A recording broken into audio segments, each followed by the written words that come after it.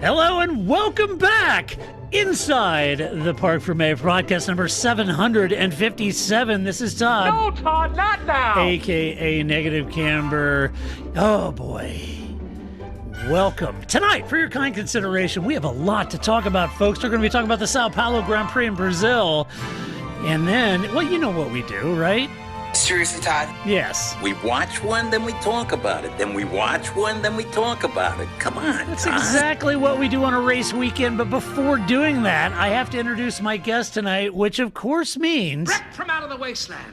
He's bad, he's beautiful, he's crazy. It's a three-race winning, 3 races this year, third in the championship for IMSA, right? Yes, and sir. folks, his team just won the prestigious, or as your folks in Essex, the prestigious Petit Le Mans, a 10-hour punishing race. The heart of racing, number 23, Aston Martin, wins. You hunted down that air-cooled VW of the Belgian at the wheel. Ross Yes. Gunn hunted him down like, Hunted down and killed him. and Yes. killed him. You Yes. guys finished. What did you have, 6, 7, 8 seconds in hand at the end of the race? Yeah. You guys looked awesome. 10 hours pummeling it out. You guys have went from a team that didn't exist under the expert, leadership of Ian James, your friend. You came on board, Ross Gunn. And folks, if you don't know much about Ross Gunn, then you got to go to our YouTube channel and watch the interview that Paul did with Ross Gunn. Delightful guy. Right. But Roman Ross the DeAngelis, machine gun, man. yeah, exactly. Roman DeAngelis put in grace. Ian James. He did. Yep. Everybody, fabulous job, Paul. Congratulations. I got to give you the big applause. It was just absolutely stunning race. Yep. Great job, my friend. Yeah, thanks. You got a little Romy here. I'll take That's him out of the awesome. shot in a second. But there you go. That's Little Romy. awesome. He's going to go with me everywhere now. So, it was heck of a race, right? It's a big race. The crowd are there, a massive crowd. Oh, hi to Melton, by the way, a big listener. He was perched up in turn 3, and he actually reappeared at the end of the race when we were in the podium celebration. So that was nice. Cool. So him and his clan were there, like many people were, there for the whole weekend. And it was, it's a great atmosphere at Petit Le Mans. It is. All the manufacturers take it seriously. There's all kinds of manufacturer things going on. So it's a big event. So for us to win it was very, very special. It's, we've won 2 races, but we've run them in very different ways, right? The first one we won to, a team being excluded, and we kind of inherited the win from that. The second one, it was a shortened race because of weather, and then there was no podium, there was nothing. Everyone was running for the hills, so we didn't really get to celebrate too much. But we made up for it after Petit Le Mans, and we ran through the flag at the end of the 10 hours, and we won it in a very good way. I mean, we had some downs during the weekend.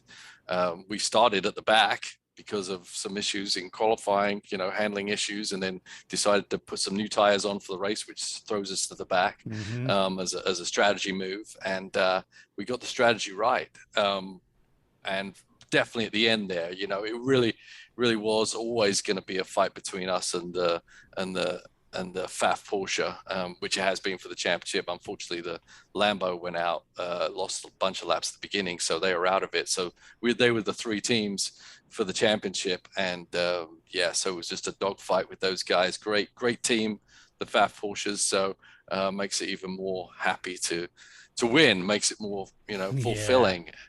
There you go. Hey, there's me. I was very exuberant. I was still trying to figure out why I was so exuberant. I figured out in the end, and I think it is, it's down to obviously the end of the season.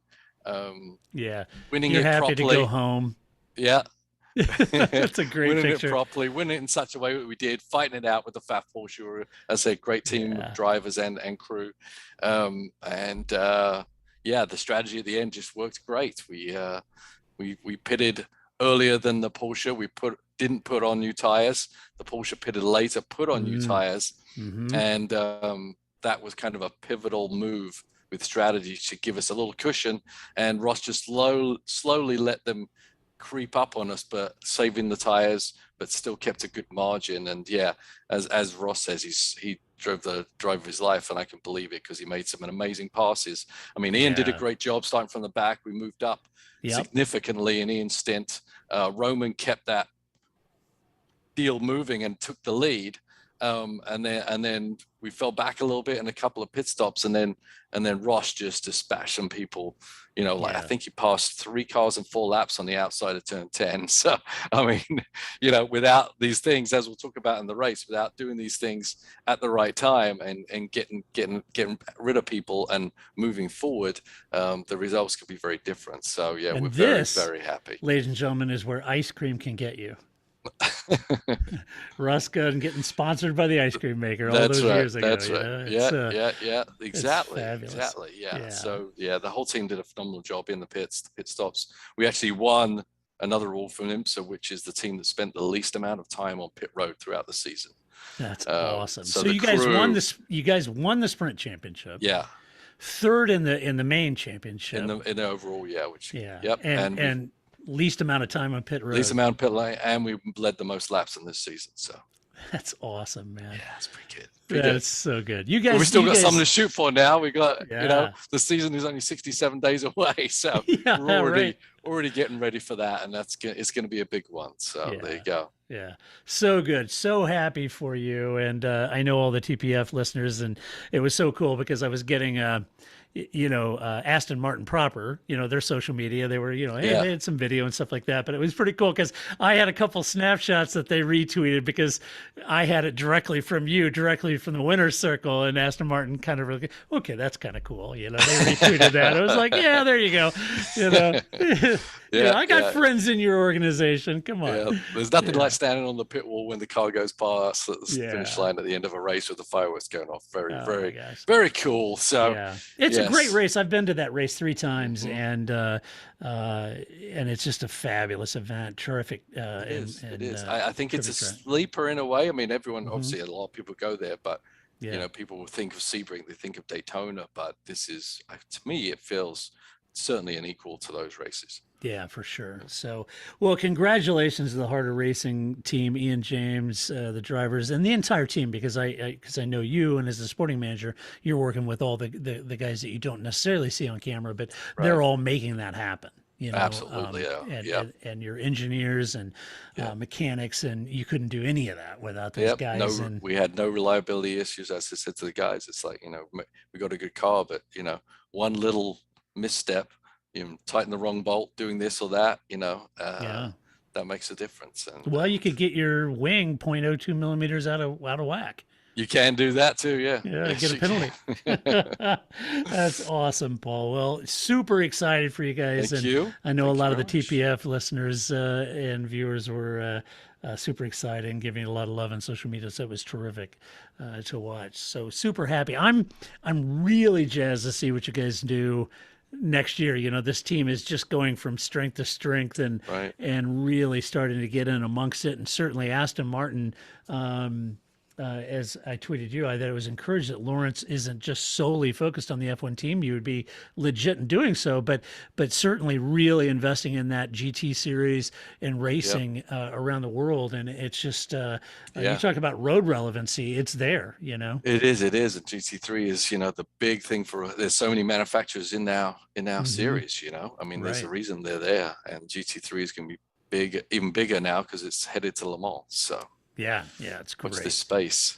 Yes, that's awesome. All right. Well, in amongst all of that championship and winning Petit Le Mans, which is no easy task, you did manage to get the race watched. I did. Not live. I did. Right. But I did manage to see it in the airport on my way home. There you go. Yeah.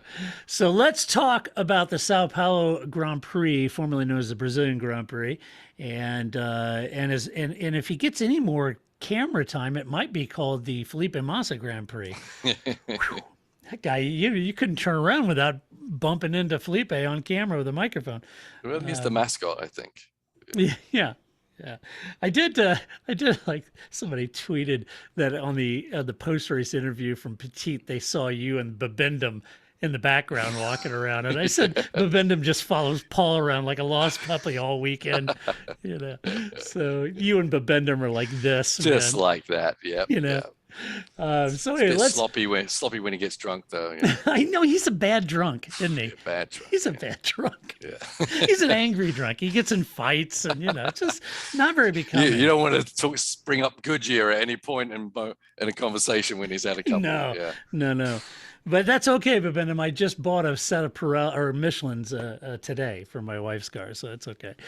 Nice. So anyway, let's talk about some of the key elements around this weekend in Sao Paulo. Certainly, Mercedes entered the weekend with a new engine for Lewis Hamilton, so they were always going to be nursing that 5-place grid penalty. But what they weren't planning on was Friday's qualifying. Started the weekend's drama with a rear wing that failed the FIA regulations test, leading to a disqualification for Saturday's sprint race, meaning that Lewis had to start all the way at the back in P20. Now, Max was also penalized during that session for touching Lewis's rear wing in Parc Fermé. But it did bring some, look, drivers have been doing this, folks, for decades. They've been kicking tires, poking and prodding and looking, and they've been doing this for a long time. And there is this notion that Schumacher did it all the time. He would get out and start looking at that underfloor and that diffuser, highlighting certain areas that they may have concerns about. It's dog whistling in a way. But anyway, he was fined 50,000 euros for touching Lewis's rear wing. Not without bringing some focused speculation that really start the whole drama off the whole weekend long. Still bitter about that disqualification, Mercedes entered the race with Lewis starting in P10. And Toto was not happy that Red Bull had yet another reliability change to their rear wing over the weekend, which Toto said this is becoming a routine for them. Meanwhile, Red Bull were dog whistling that Mercedes could be doing something illegal given their massive increase in pace of late. And both teams were making jokes as well as Sebastian Vettel about inappropriate touching incident and the rhetoric and hints and allegations and innuendos were festering all weekends long, fueled by just utter social media lunacy. Like, well, Max went over and torqued the wing, and it's like, dude, do you know how much downforce those things? It would take hand tools to do anything to that rear wing. That is for sure. You're not going to go over and poke it a couple times and knock it out of whack. It's not quite that fragile. I could lay on that thing without having an impact, and that's saying something. So anyway, this kind of set the stage for the race and the drama and the intrigue. And look, this is part of the fun of Formula One, is all this politicking and outrage and all that. And it's part of the fun. I get it. But, some of the lunacy and some of the just vitriol and hatred just gets out of control, though. Yeah. But anyway, they got into the race. Let's talk about how they finished. Lewis Hamilton securing the win in a dominant fashion. Valtteri Bottas, a teammate, down in P3. On balance, think about it over the weekend. On balance, Paul, Lewis made up 25 places in aggregate during the sprint race and the real race. He made up 25 places over the weekend from the sprint race to the actual race on Sunday, and there's no doubt that the drive on Saturday was brilliant, but certainly Sunday's drive was equally terrific as well. Fantastic performance from Lewis. Lewis had to recover from the team error with the wing, as well as the engine change penalty. He was determined not to languish in the midfield because he couldn't, and he immediately stormed through 9 cars, including his obligatory teammate, which moved out of the way, to slot in behind Max and then hounded him for the balance of the afternoon. If you consider the championship was slipping away, well, Lewis needed this result to revitalize his run for the title with his 6th win of the season, and given the pace delta that he had in Austin, Mexico, this was a complete reversal of performance for the car and Lewis, and he managed it to great effect. Now, Lewis missed out on the fast lap point, but he did eat away at the 7 points, basically, in aggregate, to the championship lead that Max currently enjoys. And the remaining race is said to be a Mercedes-friendly high-speed circuits in the remaining 3 tracks. So that bodes very well for Lewis and the team in total. So a terrific performance, Paul, in a completely revitalized Mercedes car, and certainly this track hugely flattered that car. But not only in the straight line, but even in the sector two, just Lewis didn't put a foot wrong and drove an impeccable race there. Yeah, he sure did. I mean, yeah, it's a lot to undertake starting that far back and thinking of all the donkey awards we've given to some of these people that drive at the back of the of the F1 deal. It's like, you know, you can be aggressive, but you also have to be cautious of the way. I'm sure that there were a lot of conversations going on before the qualifying race and before the main race about, you know, either whether it be from the FIA, Massey, or alone, or amongst the teams themselves about, you know, this is a championship fight. Please don't be an infiltrator in being a part of a highlight reel that you know takes this all out. So I think, you know, from what I saw on there, I don't think anyone was handing or waving Lewis by, but I don't think anyone was fighting, you know, to the bitter end to fight him off. I mean, half of it is to do, well, you know, then you're not really going to be racing Lewis Hamilton, right? No. So I think some of the waves are paved a little easier for him. It doesn't take anything away from what he did, because, you know, you don't know who you're behind or who's paying attention, but he had to be careful. He had to pick his spots.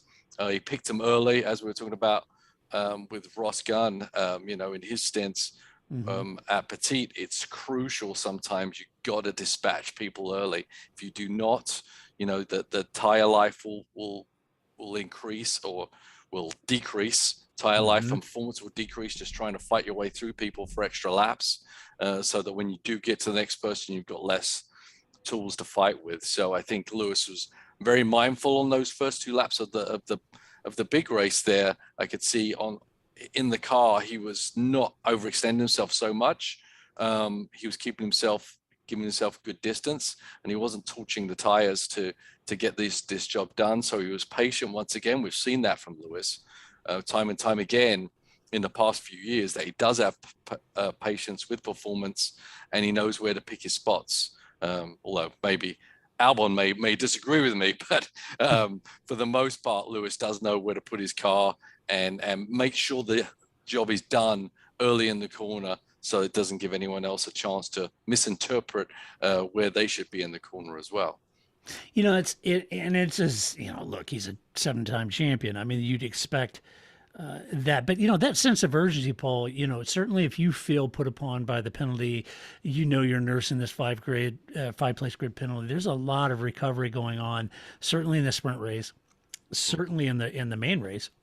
And that sense of urgency certainly had to be present in Lewis's mind, for sure, and the team's mind. They've all talked about that heading into it. He had, as you said, had to dispatch. But that sense of urgency a lot of times can lose front wings. And I think in his case, it just, you know, everything was measured, marked. He found the spots to pass.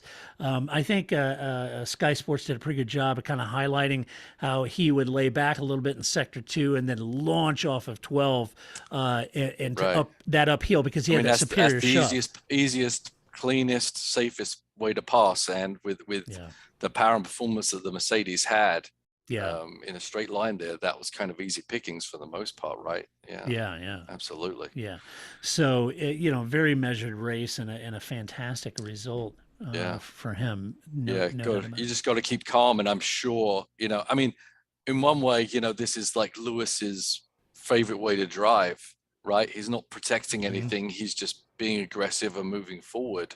And he definitely was in a zone of that. I mean, you compare him to Bottas' performance. I know, you know, we've obviously, I think the Mercedes did have a clear performance advantage over the Red Bull, but it, you know, didn't really transpose to Bottas driving away from the field either. So I think, you know, the combination of Lewis with the new engine in that Mercedes was just, you know, outstandanding and superior to anything else that was out there, even Max Verstappen. We know Max is a great driver, and there's no way Max is 9/10 slower than Lewis. So Lewis didn't do it on his own, but he did what he needed to do, and I think he did raise that performance as hard as that is to believe for the Brazilian crowd, which he obviously has an affinity to as well. Yeah, he does. Well, they do him as well, you know. They love Lewis down there. Yeah, speaking of Valtteri, he lost out at the start, Paul, dutifully let Lewis by, as you would imagine. He questioned the team's strategy. He was kind of thinking that one stopper may have been an easy one, too, for them. The team kind of doubted that. They thought that would have been an odd strategy, and they didn't necessarily agree with him at that point. And at this point in his career, you know, who gives a damn what Valtteri thinks, right? He's leaving, right? Yeah. However, it worked out in the end for Valtteri because the team called Valtteri in during that virtual safety car. This allowed him to jump ahead of Sergio Perez to nip that P3, which means that they landed some good points by doing that, and they extended their lead in the Constructors' Championship in doing so. So while he didn't get a great start, you know, he was able to jump ahead of Sergio and finish in third, and so that's 2 Mercedes ahead of 2 Red Bulls. Big impact on the ahead of 1 Red Bull. Yeah, right. I would say it's kind of disappointing result and performance by Bottas. I mean, yeah. Yeah. I'm not trying to cover. Yeah, I mean, he made. I mean, he had a big gain with the virtual safety car pit stop. Which else I'm not sure he would have been ahead of Perez. I mean, I think, you know, his job, as we've spoken about before, is to be behind Lewis, not to be ahead of Perez. Yeah, absolutely. He's for Lewis to really get help, Bottas has to beat Max. Right. And from the performance that we saw from the Mercedes here, I think he had the tool to do it. He just didn't execute it. I mean, I didn't see anything close to what Lewis was doing out there to what Bottas was doing. Right. Once again, I think he had a weak start. His racecraft was kind of poor, especially, you know, I mean, he let Perez get by in that on the first lap as well, and that put a difficult situation. He was aided by the virtual safety car pit stop, which put him back in front of Perez, but otherwise he would have been even further back. So if I, you know, I mean, we heard Toto with his new Howard Jones hair. I don't know what that's all about.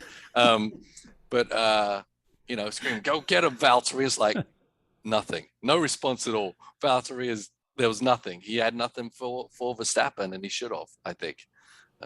So it was. I think I was kind of disappointed with his performance, but you know, and I think it's, you know, you're gauging. You know, people say, "Oh, how much difference are the cars?"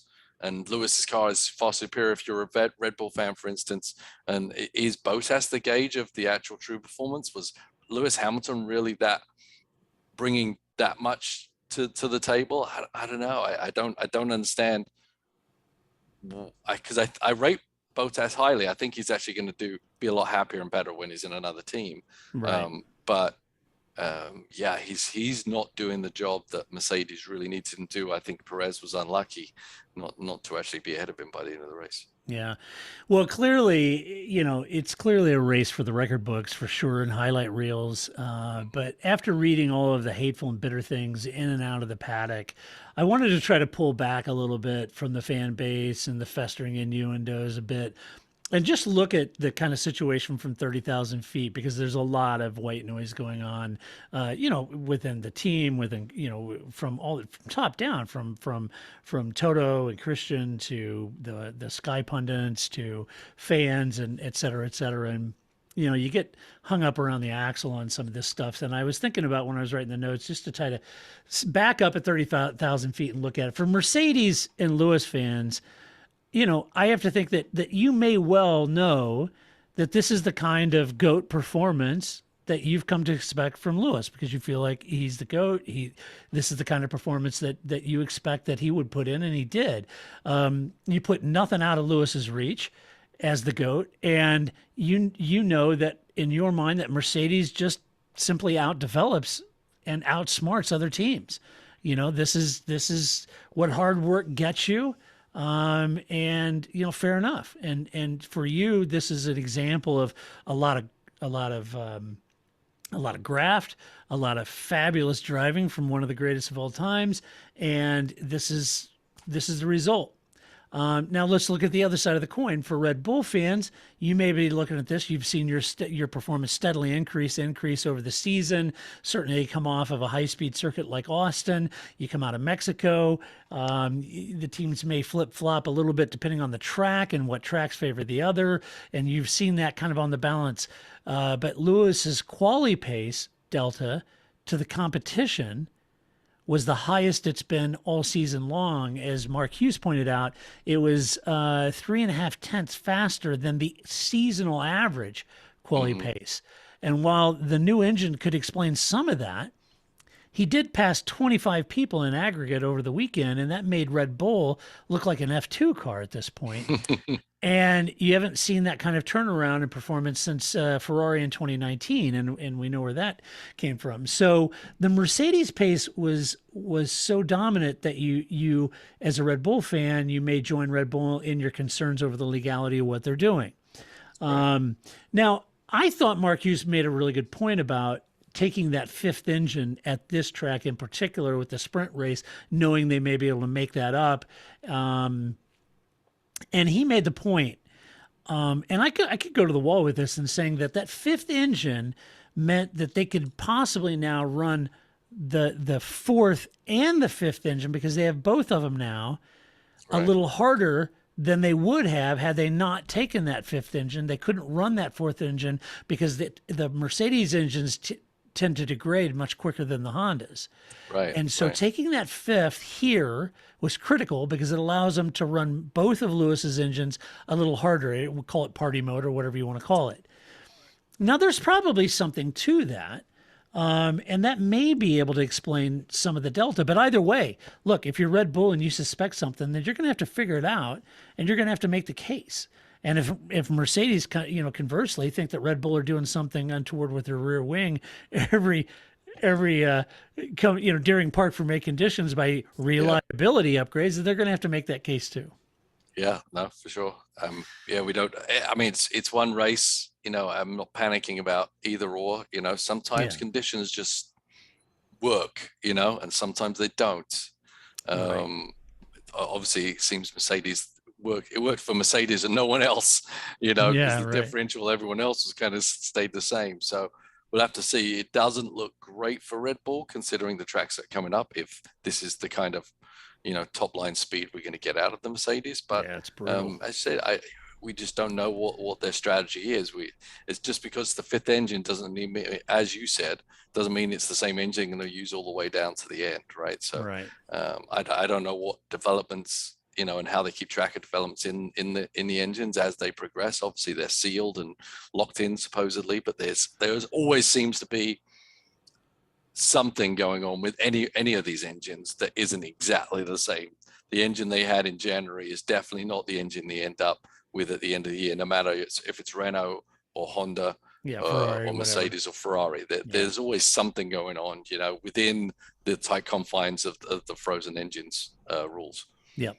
Well, let's talk about Red Bull. Max Verstappen in P2, Sergio Perez P4. Unlike Saturday, Max cured his gear sync issue and got the jump on Valtteri at the start and looked relatively in control early on. Now, Lewis tried the undercut and almost worked, so Max didn't want that to happen again, and the team knew that given the pace of the Merc and undercut wasn't really going to work for them, so they had to protect their track position, Paul. So they boxed earlier than Lewis on that second stop. Now, Max still had a lead after that stop, but at that point, Lewis, on 3-lap fresher tires, unleashed the Merc, hunted Max down, which resulted in a defensive move that the stewards felt was fair, but the Sky pundits and Lewis felt was too aggressive. But it didn't really matter, as Lewis ultimately was way too fast. He had way too much pace, and once he had made that pass stick on lap 59, he pulled out. In lap 59, he pulled out a 10-second gap at that point, which was nearly 9/10 a lap faster, which, led Christian Horner to wonder where that track corrected, where all that pace came from. In the end, you would have to make the assumption that because I do think that Red Bull were struggling with understeer pretty much all weekend long, and the car just didn't, nobody had really ran those hard compounds a lot, during Friday, and then they had qualifying, then they had the sprint race. So there wasn't a lot of hard compound running, Paul. So I think that Red Bull didn't really perform that well in the hard compounds. Yeah, It was seemed to struggle in the center S's for sure. Yeah, for sure. And so I think, you could chalk a lot of that up to increased wick on a Merc engine, struggling front tires on the Red Bull. Maybe that was the Delta. Difficult to know. But they just didn't have those hard compounds didn't work as well as they did on that Merc chassis. Yeah, no. I actually thought Max did an incredible job making that race last as long as it did. I'm not that one incident, but just in general, the pace that Lewis had to be able to actually manage, he's, as we all know, you're managing DRS zones, you're managing sector times, you're managing, battery deployment. All these things are tools to try and keep someone behind you or to try to pass somebody. And I think, with the pace differential, I think actually Max held off Lewis way longer than I was expecting once he got there. We know the Mercedes struggles a little bit in dirty air, and I think that may have something to do with it. But Lewis, as we saw after he did actually get past them, the pace he had, it was inevitable that it was going to happen at some point, right? And he pulled out a 10-second gap, and to your point, Paul, with that much pace delta, it is kind of shocking he didn't pass him earlier. It is, but he's weighing up his chances.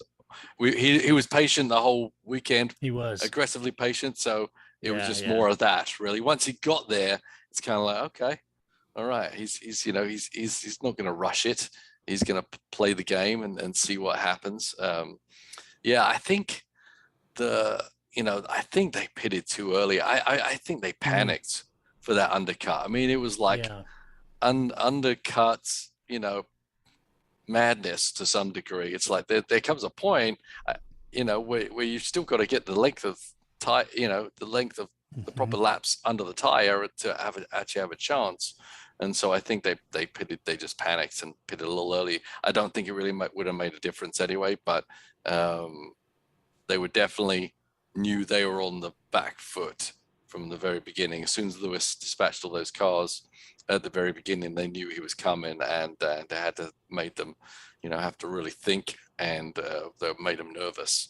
Right. But I think Max did a great job in managing up until that point.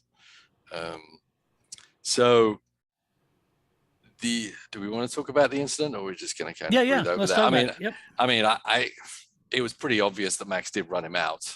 I mean, there was a lot of passes, very similar types of moves happened throughout the race that didn't end up in that ending point. So I think I hate penalties, but I think that was a bit over the top with how he opened his hands and basically sent himself and Lewis all the way off. So I mean, you can play hard, you have your elbows out, but he pretty much just straightened the wheel and drove them both off there, because he was desperate, right? He knew it was pretty much all over. That's all he had left to fight with, was trying to drive him completely off the track. Hopefully he picked up a puncher or something else happened or whatever, take the 5-second penalty. But Lewis is in the weeds out there and he's not scoring points. That's his only hope. So I was surprised he didn't get some kind of reprimand and the conversations going back and forth with Massey were, I wouldn't call them entertaining, I would call them more irritating. But that's Red Bull argued that's just letting them race. That's letting them race. That is not letting. And then Mercedes was like, "What? So just bullying a guy off the track, that's acceptable now? Is that okay?" Yeah. No, I mean, it was so far off the track, it was kind of ludicrous, really, how far they were. I get it. If you push him out, have him run on the rumble strips, whatever. But just as far as he went, that was kind of a little silly. Max said, it comes back to that front tires. They were struggling with understeer a lot over the weekend. And Max said that actually it was the front tires, this tire wear. He lost the front end. Now, I think Ant Davidson made the case that, if that was the case, typically you'd see some white smoke from those fronts if he was in the braking and losing grip. But Paul, as a driver, that's not the only indicator No, He no. could I be mean, sliding out wide. He could have been after the braking zone and still carrying too much speed in the corner and running out wide, right? right, right. And you know, you can fix understeer in a couple of ways, more simplifying it. But you know, you can either take some speed off and try and, you know, get some load back on those front tires, or you can open your hands, because there's a ratio between steering angle and speed.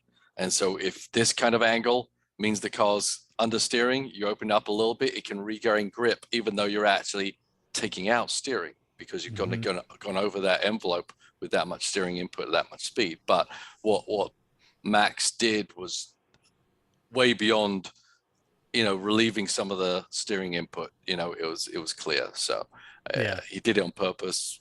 Didn't get penalized. Lucky boy. Gloves are off, I guess, because Toto was like, "Well, if we're allowed to do that, just let us know. We'll do that every time. That's cool." Because we love hard racing. Well, before you get, you know, too much on a soapbox over the whole, you know, morality of that move. You know, you've seen Lewis run people wide many times. You saw Nico Rosberg run people wide many times. You've seen Vettel.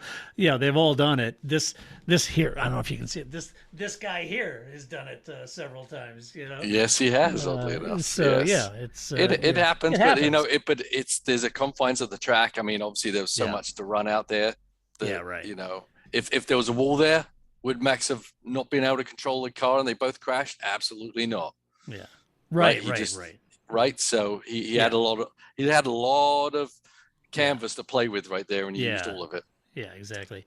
So. Sergio initially looked like he may help Red Bull finish 1-2 after passing Bottas on lap 1, or Bottas on lap 1, but he eventually dropped back and got passed by Lewis as well as Valtteri, and he ended up 4th, but he did manage to box late for softs, take the fastest lap point out of Lewis's hands, so that helped a little bit, or at least for a point. The issue for Red Bull now is, Paul, how to deal with the massive straight line speed the Merc has on the remaining 3 tracks, which look to flatter the Mercedes with that kind of performance advantage. And I suggest that not only Max and Red Bull, but Sergio, all of them have a lot of work to do in these last 3 races trying to stay out ahead of Mercedes at this point.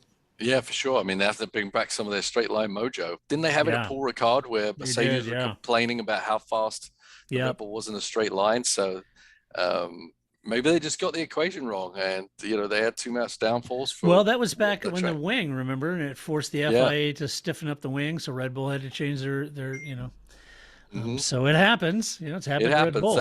You know, then it's not going to be like it was here. I think, as you say, Red Bull are going to go back and try and figure out how to get that car to go faster in a straight line so they can fight the Mercedes, because otherwise, you know, those points are going to gradually, you know, go down the bucket. So I think they're going to get some of it back. I think we're going to be a bit more normalized for the last 3 races. But we'll see. We'll see what happens, obviously. But yeah, they've got to change what they have done in the past, at least this race. So right. Ferrari, Charles Leclerc, P5, Carlos Sainz, and P6. Ferrari managed to equal their result from Mexico with a 5th and 6th, or 5th for Leclerc, 6th for Sainz. This goes a long way to pulling safely ahead of McLaren in the Constructors' Championship. Sainz had a slow start, Paul, ended up touching wheels with Lando Norris, and this allowed Charles through. And Carlos said he wasn't happy with the results at all, because had he gotten a clean start, he felt like he could have been 5th instead of Charles. And beyond that, there wasn't much to be positive about for Carlos. So kind of down on the weekend, finishing 6th. And I sense there's, you know, a pretty healthy little battle going on between him and Charles.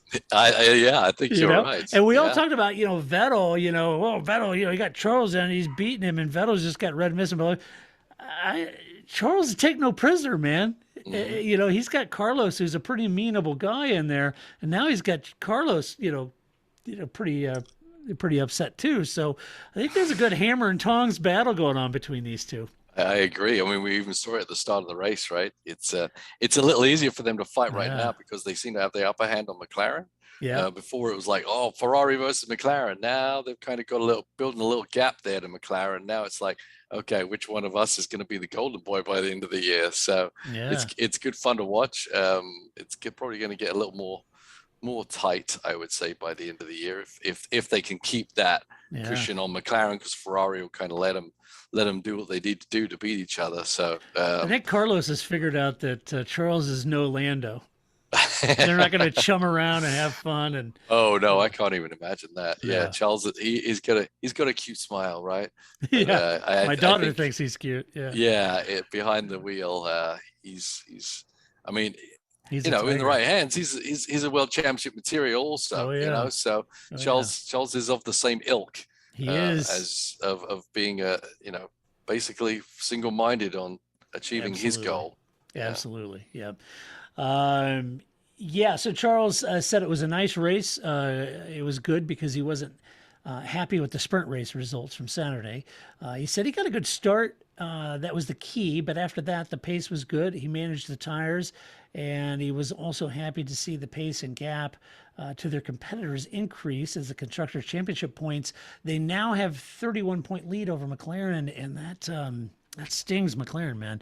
That hurts to lose that pace. How many points did you say? 31-point lead. Oof, yeah, it's tough, man. Yeah. And you hate to see that from McLaren. I was pretty excited they'd be best of the rest, but right now Ferrari securing pretty firmly in that position. This was also a Zoom race for Mattia Binotto. He sat home and watched it on Zoom. And so anyway, I had somebody ask me on Twitter, interested in my take. They were not happy with Charles and Ferrari and Matthias Binotto sort of just kind of managing the race. That was kind of, well, we just managed the tires to manage the race.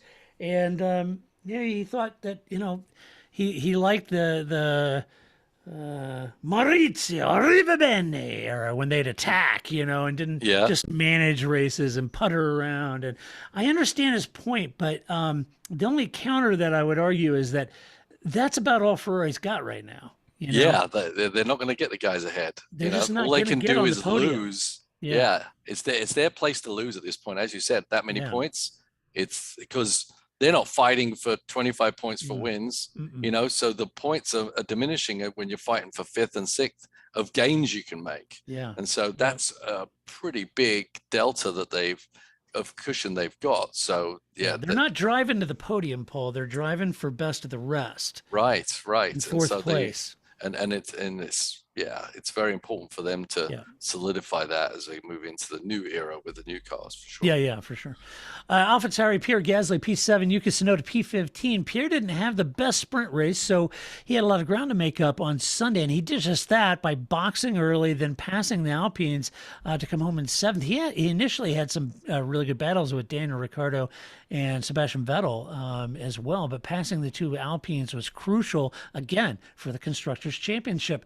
Why? Because now Alpine and AlphaTauri exactly level, 112 points in the championship. So Pierre pulling it together, on his own, mind you, no thanks to Yuki. So Pierre just doing a, Paul, we're going to look back and we're going to talk about Lewis or Max and the championship. We're going to talk about, and I hope, I remember to talk about the season that Pierre Gasly has had, because this kid, very much in that same vein as the Charles, Max, Lando. I mean, this young man has put in just done a yeoman's job this season. He really has, and it'd be interesting to see. They have the driver ratings at the end of the year where they try to, dissect away the car, take the cars away from the equation, see who's actually a good driver. He's by far, to me, like a top 5 guy easily of the drivers on the grid. None of the second drivers even come close to him in the big teams. So I don't feel anyway. I think, everything he's been through and what he does race after race. I mean, there's a couple of blips just for car performance reasons, but him himself is a consistent guy that's eking everything he can out of it. And he's a fighter, and he's learned a lot over the past few years. And he's a phenomenal guy that just doesn't have an opportunity to really, be in one of those top 2 teams just because, So if I was, if Red Bull isn't interested, then if I was Alpine, I'd be, get a French guy and a French team, and maybe but unfortunately for him, that's like a lateral move. It is. I know. He needs something a bit sharper than that. That's unless he thinks Alpine can somehow get a sharper stick. Well, you never know. If they get if they get themselves an Otmar, they might. Yeah. Well, yes. Let's talk about Alpine. No, let's talk about Yuki real quick. Yuki started on the soft tire. He was the only one to do so. But he had a clash with Lance Stroll that scuttled his race, earned a 10-second penalty for the effort. Yuki said that he knew it was a risky move, but he said Lance wasn't looking in his mirrors. But he wasn't waving him by, you mean? Yes. Yeah, right, no, right. He wasn't. But anyway, got a lot of damage on top of the penalty that left him at the back, and it was he trundled home in P15. He just turned into me. Well, you just happened to appear at the apex right at the last millisecond where no one would, that's what's going to happen. That door was closed before you got there, Yuki. Yeah. I'm sorry, man. It's hard to lay that at the feet of Lance, isn't it? No, it isn't nonsense at all. And Yuki just has, we talk about Wayne Gretzky seeing the ice. I think Yuki's kind of looking at his toes the whole time. Gazing. I mean, he can turn on a good lap now and again, but man, his racecraft has been showing itself to be pretty poor. His decision-making process is not good. Difficult. Alpine, Fernando Alonso P9, Esteban Ocon P8.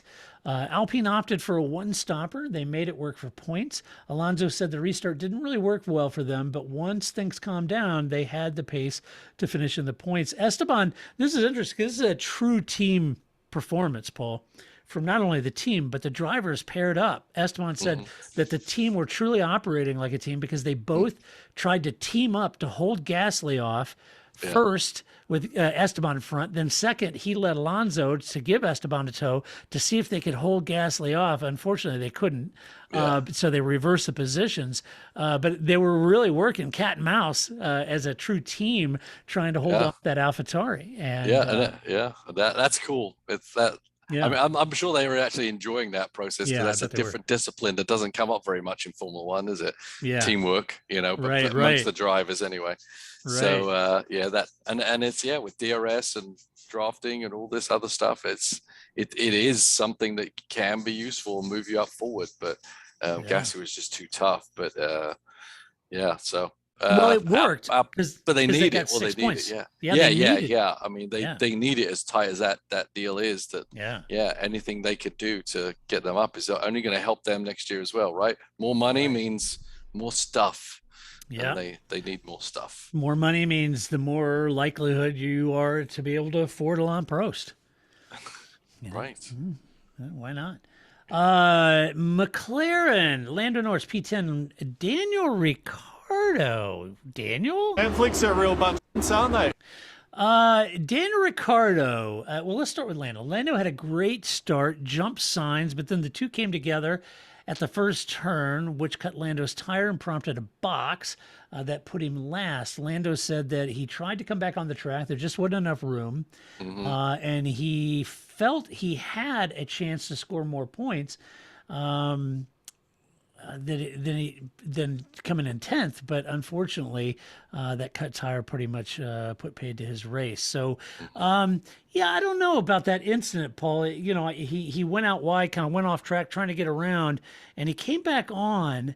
And Carlos said, "Oh, there's nothing I could do. I got sandwiched." But on the overhead replay, there was no sandwich. There was a lot of room, right? Yeah. There was a lot of room to the left. There was nothing he was willing to do. Yeah, exactly. What should be. Yeah. Exactly, because it looked like Carlos almost kind of jinked to the right a little bit there.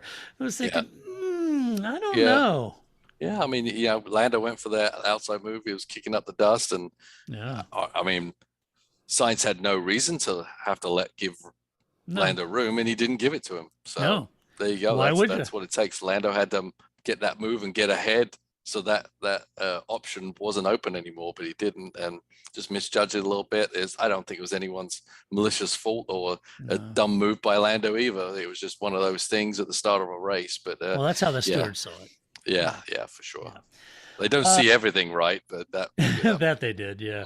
Dan had a decent start, was running in top 10 all day, had a few battles with Gasly, but ultimately the team boxed him with engine issues. He had a loss of power. The team later today ended up saying, nothing to see here. Nothing wrong with that Mercedes engine. We love Mercedes. No, it was a cracked chassis. That's what caused it.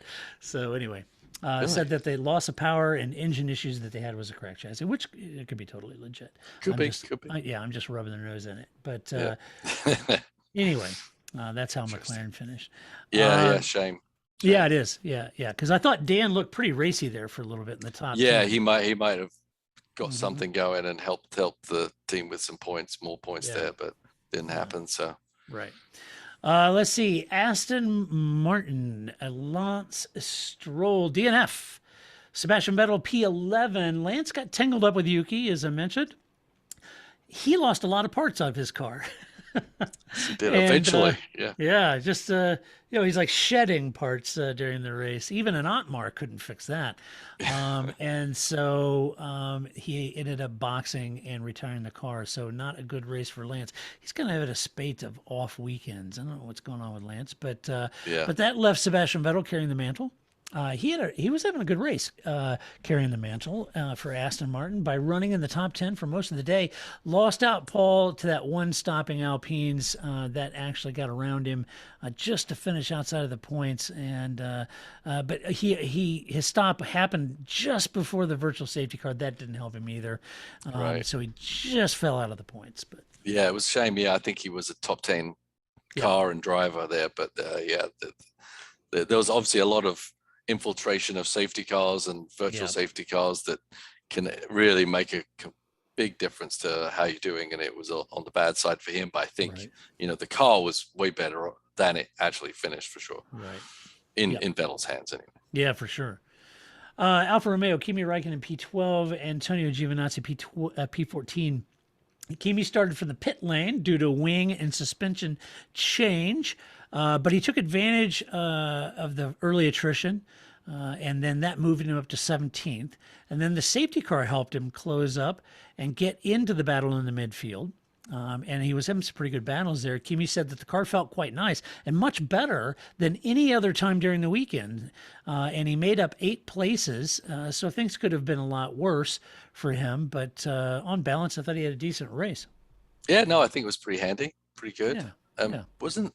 I'm trying to think, was it in the sprint race or in the regular race that him and Giovinazzi ended up touching or something? In the regular race. Regular race, yeah, that wasn't good. Yeah. Well, for that ride next year. Yeah, Antonio's driving for his life. He had decent pace early on, got stuck behind Lance and George Russell.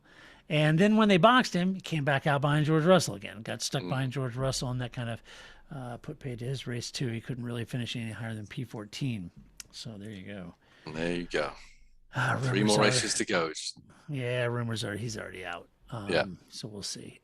Speaking of George Russell and the Team Williams, Team Dorito, every time I see Doralton Capital, it's even almost the same font as Dorito, It just looks like Dorito Capital. Maybe they're just trying to, maybe eventually that'll happen. They'll merge. Yeah, maybe. Doritos Williams. George Russell, a handy P13, Paul. Nicholas Latifi down in P16.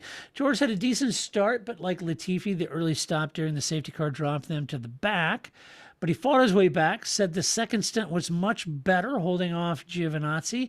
And he said, for us, that's a big deal, holding off an Alfa Romeo. And so for us to hold off an Alfa Romeo, finish P13, pretty good. Unfortunately, Latifi had a quiet and boring race, which he said was frustrating. Not nearly as frustrated as we are watching you have a quiet and boring race. Yes. Every day I've got my Latifi gear on. I know.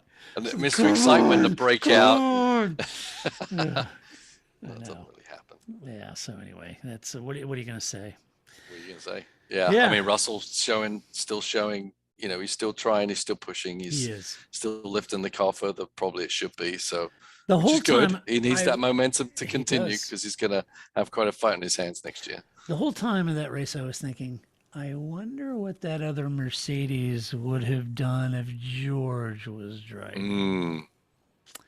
Don't think it would have been back there in P3. Don't think so either. Nope. So, all right. Finally, Haas F1, Mick Schumacher, P16, Nikita, or P18, I'm sorry. Nikita, what? What? Hey, what happened? Nikita Mazepin beat Mick Schumacher. Nikita Mazepin in P17. Mick's race was marred by a clash with Kimi Räikkönen, which cost him his front wing. It got lodged. Was it under Kimi his or car. Giovinazzi again? It was Kimi? I thought it was Kimi. Yeah, I thought it was. Well, it was an Alpha. I don't remember which one. I thought it was Kimi. Yeah, it was a little unlucky there, I think. Yeah, he was. It wasn't really. He didn't steamroll into. He didn't do a Yuki. He was actually alongside fighting for the corner, and the Alpha just kind of stepped out and caught itself, but then also caught his front wing axe. Yeah, he didn't go all Gran Turismo and dive bomb into the corner and bounce off the car. He was trying. Hard, man. Good. Yeah, it got lodged, and they had to limp back the pit, and he put him in the back, and thanks to that, Nikita was able to finish ahead of him. He said he felt the car was pretty good early on, but the middle part of the race seemed to drop off. There wasn't much left for them on offer really to deliver beyond that. But Gunther said it was a good race because they had good starts. Well, he's just trying to pull. He's got like this bag of positive thoughts, Hello, Mr. Mazepin. Yeah, it was a good race because we had good starts. Good starts. Hey, good starts, everybody. Everybody. Let's go out and celebrate good starts. Yeah. You get the extra biggie fries today. Yeah, right. Yeah, good for you. All right, let's give away some awards. The first one we always give away is Move of the Race. Woo! Get in there, Lewis. Yes, get in there, Lewis. All right, Move of the Race, Paul. Who'd you have? I'm giving it to Lewis, and not a move, but the moves of the early parts of both the 25 moves. Not the 25, maybe the first 5 or 6. Okay. Because they were important for both those events. They were. As I said, just measured performance, measured passes, but important passes, because if you hang around too long, then the sharp end cars are too far away for you to get. So I thought it was important. Yeah. He did it clinically, and he did it very impressively. Yeah, no matter where he started, his eye obviously is on Max, and they couldn't let Max get away. Couldn't let Max pull out in a 6, 7, 8 second. It just couldn't happen. So he had to get through the traffic and get to it quickly.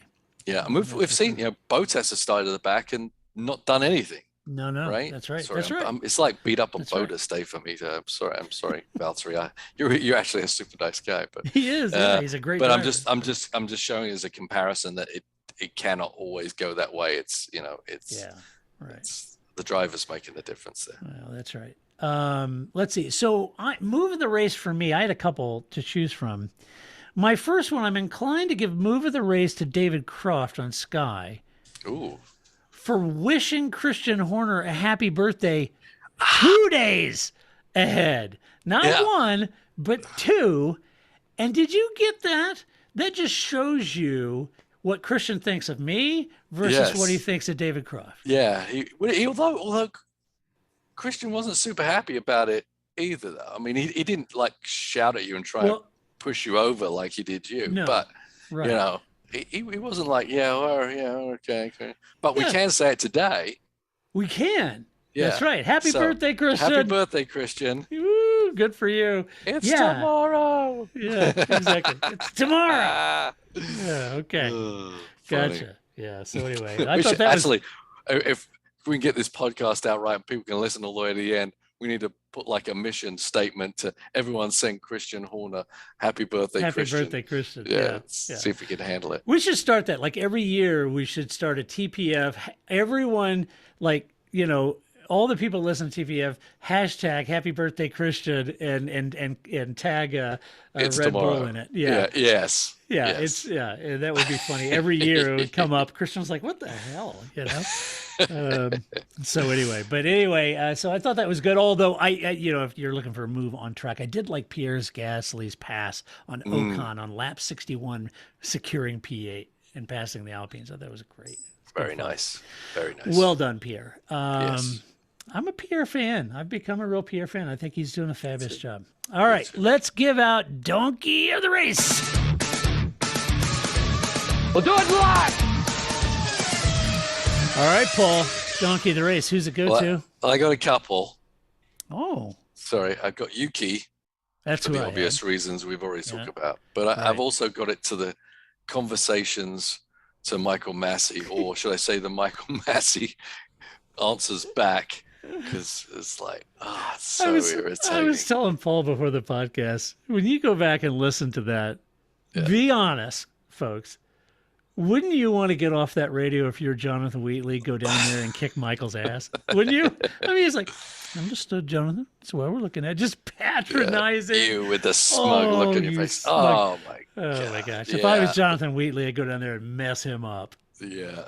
It is pretty irritating. It would be frustrating because you can't do anything, because this is the guy you have to deal with every race. Oh, man. Yeah. You got to suck it up a little bit. It's like you can't march into IMSA and start throwing chairs around the room. You got to deal with these guys every weekend. Actually, he would hit me right back over the head with a chair if I tried that. So we've had conversations this year that were tense. Let's just say that. And it's a good thing he's a friend of yours. He's a friend of mine, but they're still pretty tense. After a couple of races, we've had conversations. It's like, you just gotta know when to push the buttons and know when to kind of take a head back so you don't get hit by a haymaker. But hey, K-Mags didn't race this weekend. He did not. He was sick. He got sick at the last minute. Yeah. Sick. I don't remember who they put in, but they put in Earl Bamber.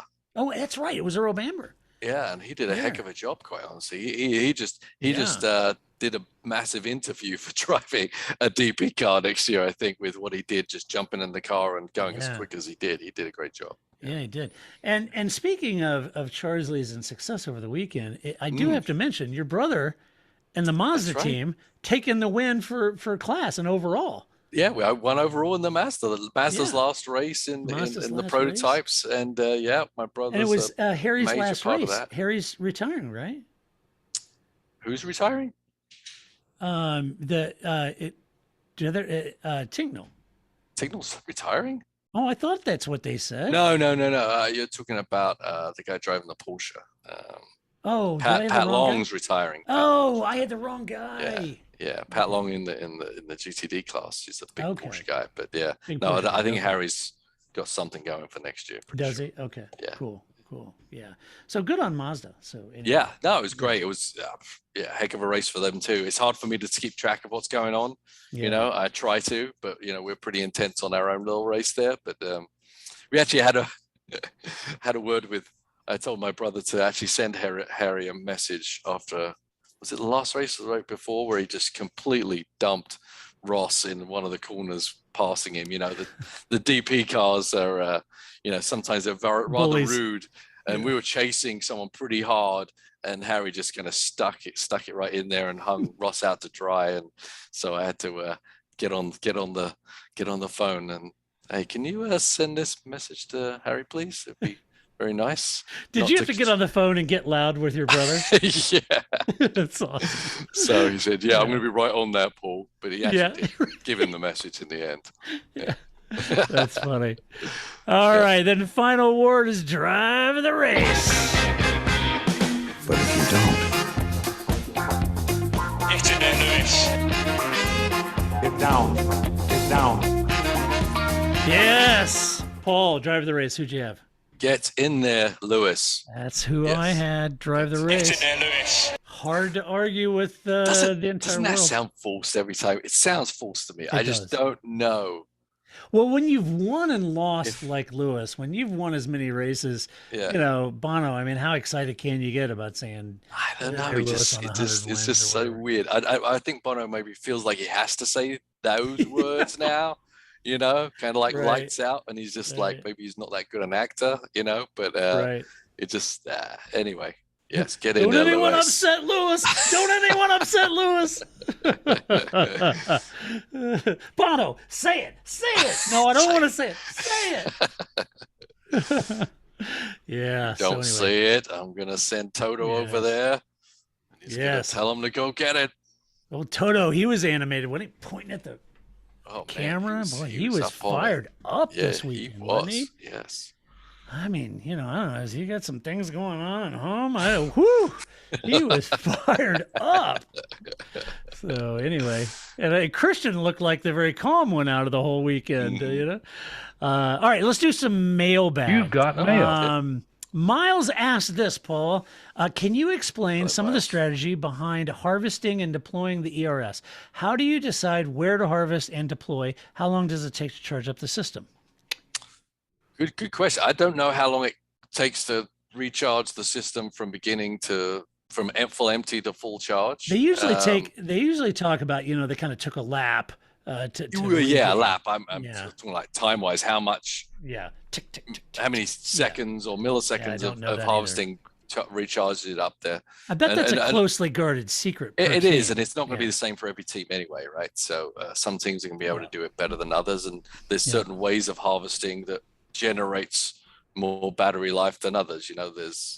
So it's hard to say exactly how long it takes, but definitely does take a lap to get the full deal. And as we see, like with Perez, right? I mean, he probably used a ton of battery to repass Lewis there, but yes, there was no way for him to reharvest again to have that same size sword for the next lap, and that's why Lewis was able to just dispatch him even easier the next time. So you can harvest without being pressured for a lap like they do on the pre-race and for qualifying, but I think it's 2 or 3 laps of continual trying to build up that battery life in a race to actually do something really special with the deployment. Yeah, and the strategy is all around applying it when you need it and intelligently. I mean, you try to it's kind of like fuel save. Yeah, you do it when it's not going to affect your lap time as much, right? Yeah. So if you're stuck behind somebody, you'll deploy more because you're not really gonna, no matter what you're gonna gain on the exit, you're not going to do anything with it. So you'll start saving battery there when you're in traffic, etc. But you'll use it to defend too, right? Exactly, and certain corners will allow you to harvest. The longer braking zones, the longer lifting off the gas pedal lifts, etc. There's certain, obviously, as I said, the cars are differentiate how well they do it in those situations. So, but basically, you try and harvest as much as you can in a place where it's not going to affect your lap time minimally. And deploying it is simply just as it's a tool for lap time, for passing, or for defending, as you said, your position. Right. Great question. Bruce Schreiner asks, would you take a few minutes to discuss with Paul what the duties of a sporting director or sporting manager at the track and away from the track is? And go Chiefs. Yes, Bruce, they won last night. Yes. So Paul, apart from making sure everyone's cup of noodles is piping hot at the heart of racing, what are the duties as a sporting manager? What is the I only got a few minutes, but off, not at the track. It's about organizing the team, making sure the travel and all those people, maybe everyone's going the right place at the right time, meeting up. It's all logistics. Logistics right there. I deal directly with IMSA on technical stuff and transfer that to the team. There's lots of paperwork and things like that to do before the races with IMSA. And I say technical, they send me, there's some technical issues they saw on the car from the previous race that they want addressed. Then they're sending me those messages, and I'm sending them out to the right people on the team that need to know it. We're talking about making sure we got all the fuel ordered, all the tires ordered, all the stuff that the team needs. Then when we get to the track, I'm setting out the schedule for the team. There's a race schedule, but then there's a schedule for what the team needs to do, including the drivers, right? The drivers are a big part of what I do, making sure they know where they need to be for the drivers' meetings. I have to attend the managers' meetings from IMSA.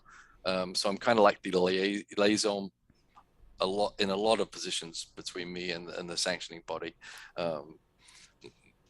I'm there in the debriefs and bringing up certain things that I see that should be in there in between sessions, maybe to make the car better.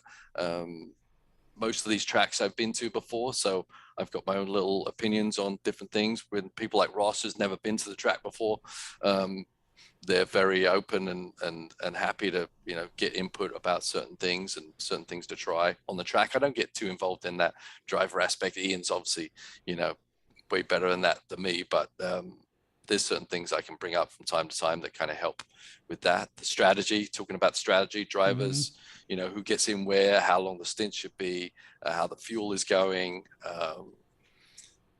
certain things during the race. I'm not the direct link between the engineer and the driver, but I do pass on messages to the engineer to pass on to the driver, or in the midst, obviously in a 10-hour race, there's a lot of things happening, and you need a lot of eyes on the big picture on the race and certain things that come up. And when do we pit? Like at the last 3 hours of the race, there was a lot of us making discussions on what we need to do, on when to pit and how that strategy is working out. And also in the race, during one of the pit stops, the drivers all got their wires tangled and completely ripped them off. So one stint Ross actually did with absolutely no comms at all. And Roman didn't have, so I was running down to the guy that fixes the radios, getting Roman's helmet fit, getting it back. As soon as Ross's helmet came out, I was running down, making sure they fixed it, make sure the helmet was fixed right, because there's lots of things, wiring and programming in the helmets and I was like, fingers crossed that when he plugs that thing in, it's right, because it all depended on me transferring the right information for the guy to actually fix the radio right and make the right programming in there as well. So there's no end to the fun. I can't imagine Ian ever being furious or mad. Maybe you've seen him furious or mad. No. I mean, but if not within the team, no. Yeah. He could get mad at people outside of the team for sure, but not to any degree. It doesn't serve any purpose, right? You just you just move on. If Ian gets torqued at IMSA or another team or whatever, are you the guy that goes down there and gets loud with him on his behalf? No, I don't get loud with them. You just can't do that, right? Yeah. But you can't. But me and Ian strategize on how to address it to IMSA. Let's put it that way, right. So that we're not just sitting there. And Ian's really good about this as well, because he has individual conversations with the top people at IMSA. I will deal with more the lower ranking people, because there's bigger decisions and big picture stuff going on up there. Right. So yeah, you just got to strategize. We strategize in ourselves how to play that issue. We've got something we don't think is right, but standing there and screaming is not going to do. So you got to do a lot of research, and I'm a big part of that, doing the research for facts. Yep. And this is what this and this. Here you go. Take a look at this, because we have an issue with this and we want it to be addressed. Right. So cool. Awesome. Yeah. And as well as the ramen noodles. Absolutely. Yeah. You got to get the cup of noodles right. Yep, exactly. Yeah. Let's see. Ryan McLeod asked, Lewis was wicked quick in Brazil. Yes, he was. I don't remember the Mercs having such straight line speed this year. Am I misremembering, or do you think Merc may have made some development in this area? Love the podcast. Happy Thanksgiving to you all in the U.S. listeners. Ryan from Canada. Well, hey, Ryan from Canada. I think, I kind of touched on it in the review of the team. I think there's some merit to what Mark Hughes says in being able to add that fifth engine and now have that the fourth and fifth engine to get to the end of the season and being able to run them a little harder. Yeah, because we know that party mode was a big differentiator, right, in qualifying. And if they can, and they can't do that because now they're locked into the same mode for the whole weekend. That's right. But if they come in with party mode already installed, that can do it. Yeah. Yeah, and I think there's some merit to that. I think that's a level-headed view of what potentially could be the big gain in Mercedes without getting irrational and start, throwing accusations. But I don't know. It'll be interesting to see. To your point, Ryan. Christian Horner and Red Bull and Adrian Newey is not the only people that notice. The FIA notices. They have all the data. They can see the deltas, and they're policing the sport, so they're going to be looking at all of that pretty closely, just like they did Red Bull's wing or anything else. So yeah, it'll be interesting to see how that plays out. Finally, Paul Thompson asks, "Hi, as the extra point for fastest lap is creating some tactical thinking from teams, do you think it would be a good idea if a point was given for leading the Grand Prix that would mean taking the undercut could give your rival an extra point and creating another element to think about for the teams? Love the occasionally insightful podcast. Thanks, Paul. Yes. Yeah, Paul. Thanks for pointing that out. Yes, thanks. He said, Paul, P.S. The next West Ham derby is December 4th against Chelsea. Ooh, Chelsea. Lovely. Ooh, Chelsea. Yes, go Hammers. Yes. Yes. That's right. So what do you think, Paul? Could we find a couple other kind of interesting applications for throwing a point out there to add a little bit to the strategy? I get it, but I mean, I do get it. And it's not a bad idea, but do we want that? Mm-hmm. Do we want everyone? Because I feel like the power of the undercut and the team going for it is something that's kind of fun and exciting, right? Yeah, it's a good strategy in there. And then once you bring out, you're kind of penalizing, someone for trying something different or going out of the box. You'd see the strategies normalize a bit even more. And so, no, I wouldn't be I'm not a big fan of the bonus point thing anyway, but I see what would be trying to do, but I think it would actually flatten the different strategies that we're seeing happen. Yeah, things like this in Formula One on paper seem like a good idea. But by the time you send that through all the engineering wonks and strategists in the teams, they end up exploiting it in a way that actually comes out as a negative for the entertainment value. It just always happens that way. It does. Yeah, when you think we're doing this to make it more entertaining, and by the time Mercedes and Red Bull and Ferrari, everybody get their teeth on it, they've gnawed the hell out of it, and all of a sudden it looks like a rancid chewy, and what you thought was going to produce some really entertaining things comes out to be a slap in the face to the fans. Like that one crazy qualifying process they came up with. This is gonna be so great. And then or even sprint races, they're gonna be so great. It's gonna be so great. I'm sorry, man. Let's just run a race and let chips fall where they may. The teams have a way of taking those good entertainment value ideas and ramming them so far up F1's butt they can taste them. They enjoy that too. You got to be careful with making those sort of things.